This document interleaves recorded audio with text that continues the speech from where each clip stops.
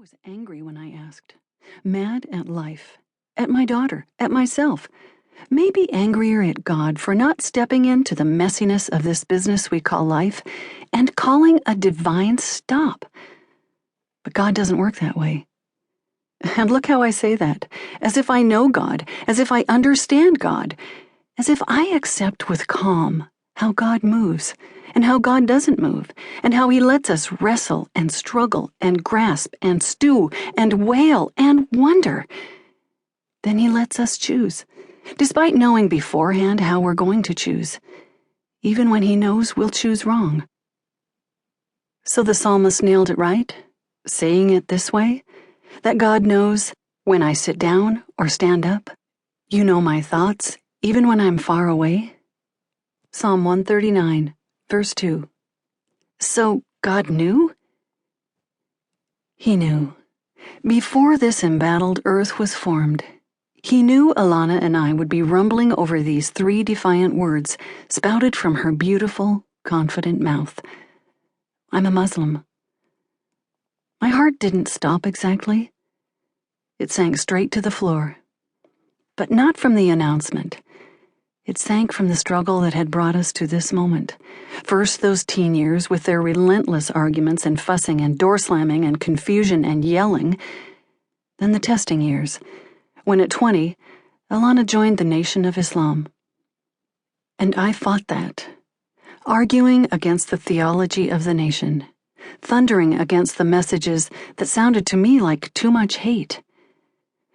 Then, at this big, big moment, when my daughter officially renounced Christianity by choosing to leave it for Orthodox Islam, as she called it, I stayed silent and neutral.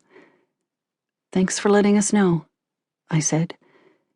She was 20-something and a junior in college, so I gripped the phone and asked about school, her classes, her teachers, how her car was running. How her car was running? Yes, I asked her exactly that. Then we said a few other neutral things. Have a good afternoon. Thanks for calling. Talk to you later. Then I hung up the phone. So I didn't fight for Jesus, not on that day, not because I didn't care, and not because I didn't love every single thing about Jesus more than life itself, and still love Him just as much, if not more now than on that day. Yet I didn't fight for Him, because on that day, I just didn't know how to fight. My life had changed. My Christian daughter became a Muslim. And my life, and every single thing about life just flat out flew apart.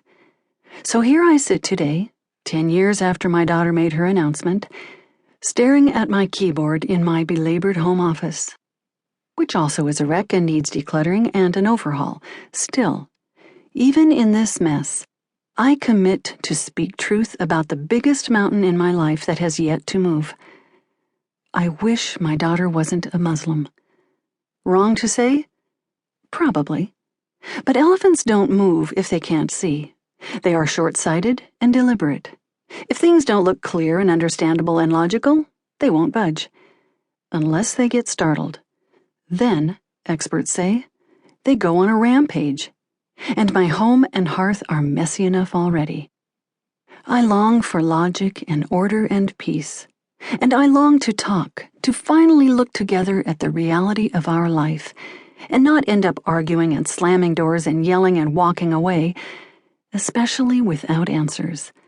Surely now, with almost 10 years stuck in rubble, we finally can talk, open and honest.